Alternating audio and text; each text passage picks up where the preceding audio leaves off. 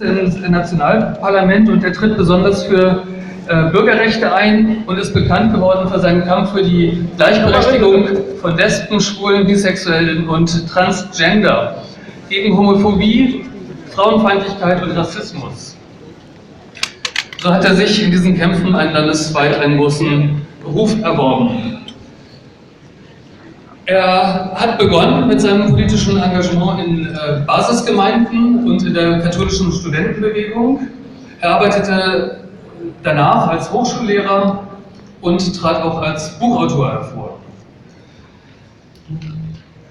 Seine Partei, er wird gleich selber noch ein paar Worte zu seinem politischen Selbstverständnis sagen, ist die, wie gesagt, PSOL, Partei Sozialismus und Freiheit, 2005 gegründet und ging aus dem linken Flügel der Arbeiterpartei PT hervor. Und zwar als eine Kraft, die eben diese PT und ihren Anpassungskurs von links seither kritisiert hat. In Brasilien hat, ihr wisst es, als Leserinnen und Leser der Jungen Welt, im Frühjahr vergangenen Jahres ein von rechts orchestrierter Putsch, parlamentarisch und justiziell verbrämt, stattgefunden. Ein Putsch auf kaltem Wege sozusagen, von dem in den hiesigen Mainstream-Medien kaum etwas Hintergründiges zu erfahren war. Wir aber, denke ich, schon stachen hervor in der Berichterstattung von einem Anfang an durch die Hintergründe und also auch im Detail aufgezeigt, mit welchen Machenschaften diese rechten Kräfte mit Hilfe eben dieser großen Medienkonzerne Dilma Rousseff und die doch in weiten Teilen immer noch für fortschrittliches Programm stehende Partei der Arbeit verdrängt hat aus der Macht und jetzt sozusagen den Backlash voll in Gang gesetzt hat. Über diese und weitere Prozesse, aber auch eben über Aktivitäten und Gegenwehr wird uns Jean Willis berichten. Nach seinem Referat im Anschluss steht er für Fragen zur Verfügung. Ich begrüße und ihr begrüßt bitte mit mir Jean Willis. Herzlich willkommen.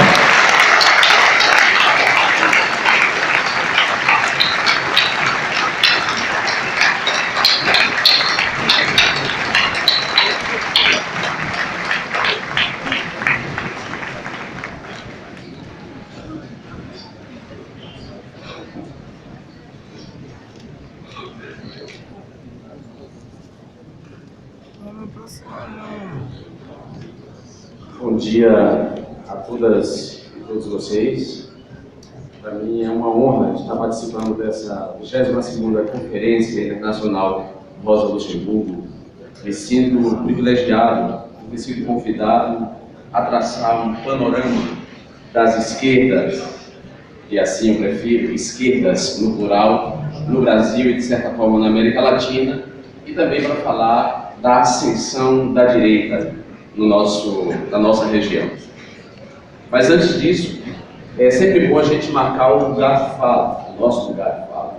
Eu sei que eu fui apresentado como parlamentar em segundo mandato, já no seu segundo mandato, e é importante dizer que nesse segundo mandato, por exemplo, eu tive a campanha mais barata do Brasil, uma campanha custeada por indivíduos, por pessoas físicas, não por empresas. Então, meu mandato já aponta para um caminho, o caminho de que o financiamento empresarial de campanhas políticas podem ensejar a corrupção. Por isso, nós devemos fugir do financiamento empresarial e buscar fazer campanhas políticas livres desse financiamento. Eu estou no segundo mandato, mas eu queria falar um pouco para vocês entenderem como é que eu me posiciono à esquerda, como é que eu me considero um cidadão de esquerda. Por que me considero um cidadão de esquerda? Eu nasci e me criei até o início da minha adolescência naquilo que os economistas chamam de extrema pobreza, extrema miséria. Eu sou filho de uma empregada doméstica e de um homem que era alcoólatra e que já não está mais aqui, meu pai que faleceu. De uma família numerosa, de uma cidade no interior da Bahia. Então, eu conheço a pobreza de perto. A pobreza deixou marcas no meu corpo. Eu não tenho uma compreensão intelectual da pobreza e da desigualdade. Eu a conheço em mim mesmo. E foi a Igreja Católica, a esquerda católica, a teologia da libertação, que politizou a minha existência, que me mostrou que as injustiças de que eu, meus irmãos, minha mãe, meu pai, as pessoas do meu bairro éramos vítimas, essas injustiças não eram injustiças divinas, não se tratava de destino, se tratava de injustiças tecidas nas relações humanas. E, portanto, nas relações humanas, elas deveriam ser desconstruídas. Foi na Igreja Católica que eu tive o primeiro contato com o marxismo. Não com esse nome, marxismo. Tratava-se de uma interpretação marxista dos evangelhos. Mas, outras pessoas preferem dizer que, na verdade, a interpretação marxista dos evangelhos é uma devolução do marxismo ao seu berço, à sua origem, que é o comunismo primitivo, o comunismo cristão primitivo.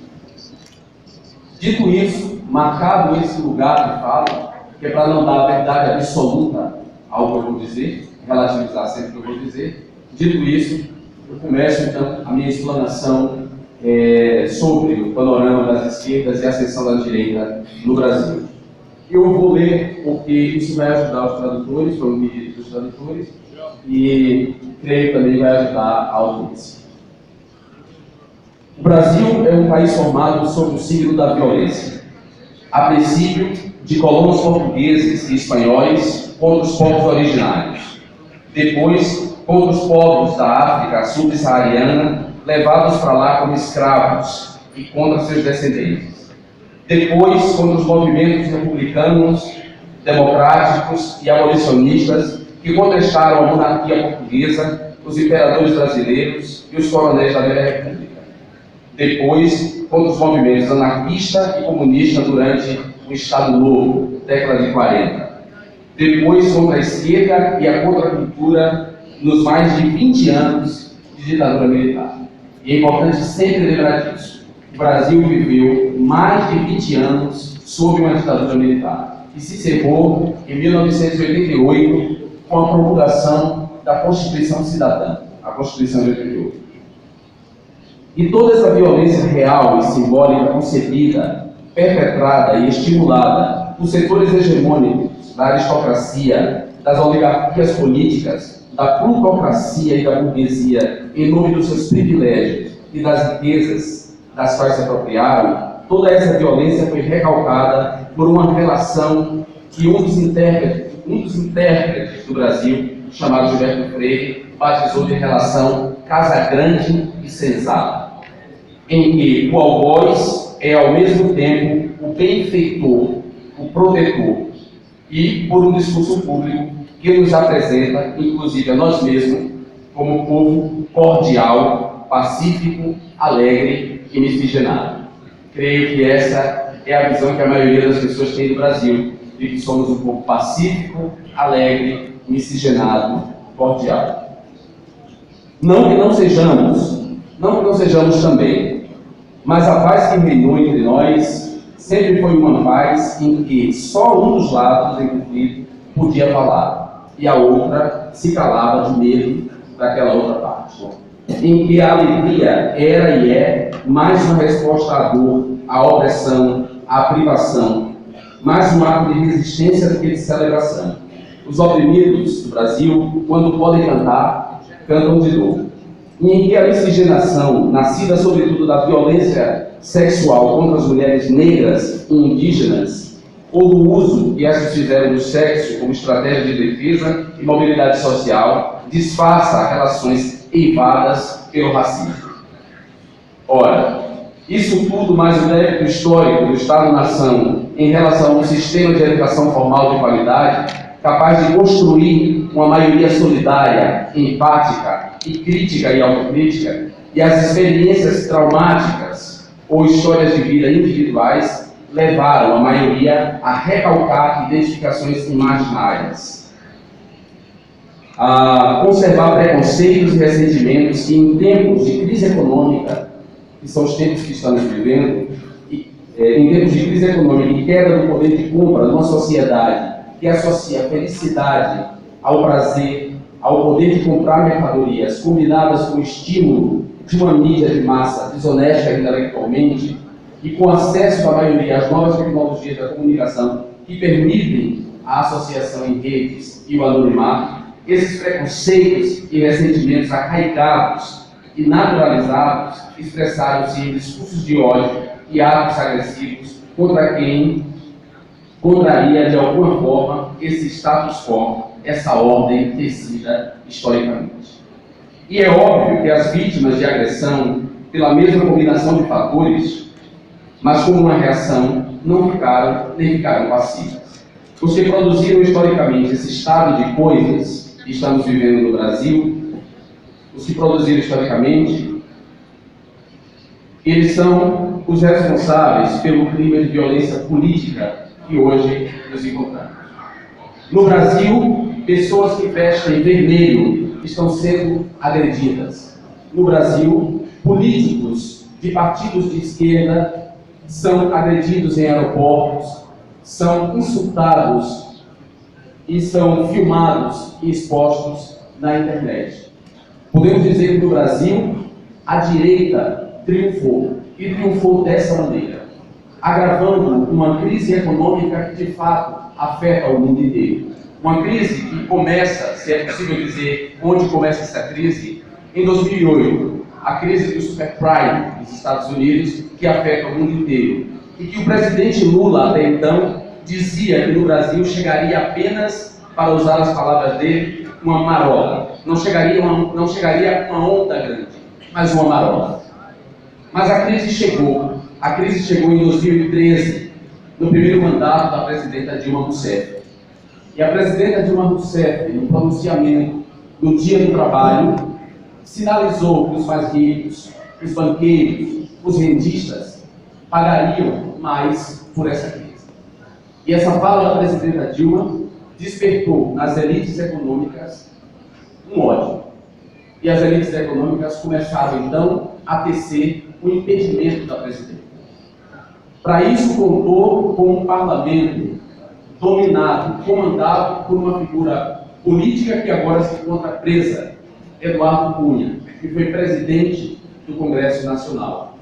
Eduardo Cunha foi o ator decisivo para desestabilizar o governo Dilma. Isso porque no Brasil nós temos um presidencialismo de coalizão. O que é que isso significa? O presidente da República só governa com maioria no parlamento. Teoricamente, a presidenta Dilma tinha maioria no parlamento. Teoricamente. Porque o PT chegou ao poder numa coligação com o PMDB, um partido tradicional no Brasil e um partido conhecido por suas práticas fisiológicas. O PT chegou ao poder junto com o PMDB e, portanto, em tese, a presidenta Dilma tinha maioria no Congresso Nacional.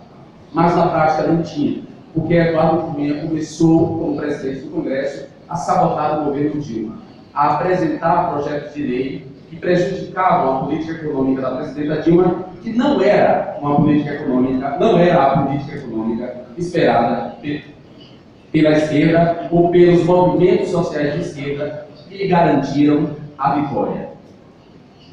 A política econômica da presidenta Dilma já era uma política que pendia para o neoliberalismo, mas não de maneira radical.